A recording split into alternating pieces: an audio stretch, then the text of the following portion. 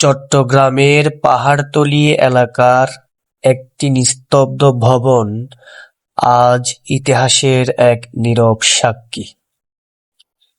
বাহ্যিকভাবে এটি একটি সাধারণ পরিত্যক্ত ভবন মনে হতে পারে, কিন্তু এর প্রতিটি ইট যেন ধারণ করে আছে একটি জাতির লাঞ্ছনা, এক নারীর বিদ্রোহ এবং ব্রিটিশ ঔপনিবেশিক শাসনের নির্মম চেহারা।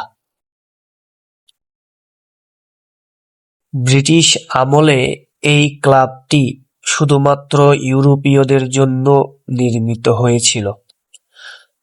প্রবেশদ্বারে ঝুলে থাকত একটি ঘৃণিত signboard, dogs and Indians not allowed.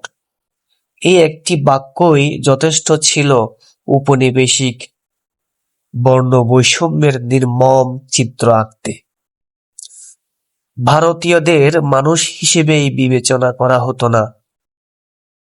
এই ক্লাব ছিল সেই মনোভাবের প্রতিফলন। 1932 সালের 24শে সেপ্টেম্বর রাত তখন গভীর।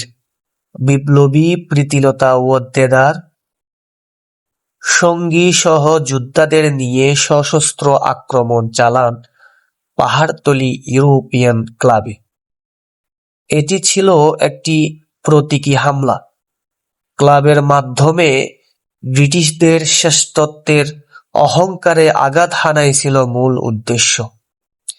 এই অভিযানের সময় প্রীতিলতা ক্লাবে আগুন লাগান, তবে পালিয়ে যাওয়ার পথ আটকে গেলে তিনি সঙ্গে রাখা সায়ানাইড খেয়ে আত্মাহুতি দেন। তার এই আত্মোৎসর্গ বাংলা ও ভারতের বিপ্লবী আন্দোলনে এক অনন্য দৃষ্টান্ত স্থাপন করে।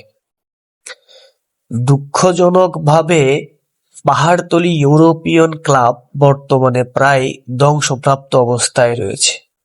যদিও বহুবার জাদুঘর করার উদ্যোগ নেওয়া হয়েছে, কিন্তু আমলাতান্ত্রিক জটিলতা ও অগ্রাধিকারের অভাবে কাজ তেমন এগোয়নি।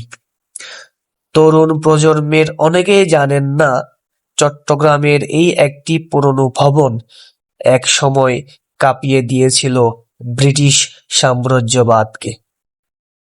পাহাড়তলী ইউরোপিয়ান ক্লাব শুধু একটি ক্লাব নয়, এটি একটি প্রতীক ঔপনিবেশিক দম্ভের, বাঙালি নারীর সাহসের এবং স্বাধীনতার জন্য আত্মবিসর্জনের।